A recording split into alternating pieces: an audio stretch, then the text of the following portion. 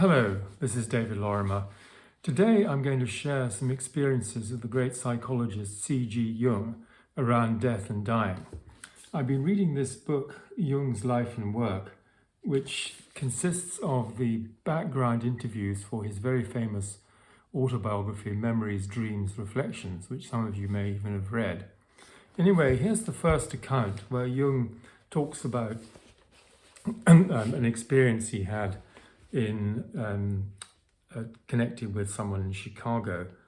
I sensed a dull pain in my head during the night when my patient shot a bullet through his head. Time I was in Bern and he was in Chicago. When one takes into consideration the time difference, I felt the pain at the same time he was committing suicide.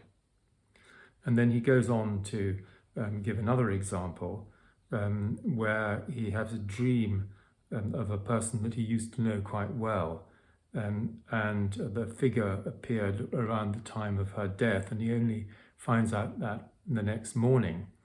So this idea that we can feel things at a distance is what I call empathetic resonance, and it's something that requires an emotional connection between the people. So here's the next experience, which is a bit different. But it concerns a friend of Jung's called Sig. And this man, Hermann Sig, he died, and so Jung attended the funeral. And so what happened is at the evening, he had a dream of this friend, an inner image. So he then is taken by the friend in the dream to the library in his house, where there's a tall bookcase.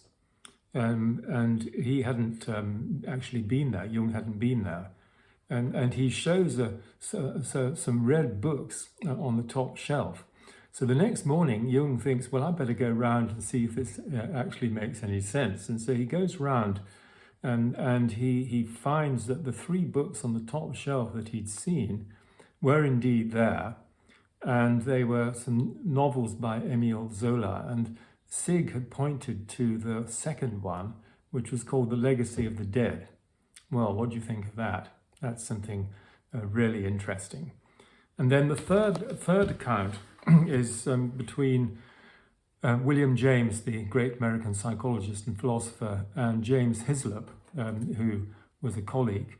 So they'd been friends for many years, and they agreed that whoever died first would try and find some way of communicating their survival. So William James died in 1910, and a few months later, a spiritualist circle in Dublin got the message to send to Hyslop at his university in the States red pyjamas. And first of all, Hyslop couldn't think what James might be talking about, and then he remembered that as students, they'd been in Paris, and James had forgotten his pyjamas, and so they'd gone out and got a pair, and these were the red pyjamas, and they joked about this for some time. So that the point is that James coming through in this way gave a proof of identity. Nobody else could have known these red pyjamas. So you might think that's trivial, but actually it's very important, because in this survival research, one's always looking for evidence of something that nobody knows or that only one person knows. And this is the case with this one. And just before I finish, let me tell you about our new website and initiative called Death is Not the End. And you can go to the website at deathisnotend.com, where you'll find a lot of valuable information about experiences surrounding death. So it's worth thinking about, because we're all going to be making this journey, and it's better to know what we might come to expect rather than just arrive and not know where we are. Thanks for listening.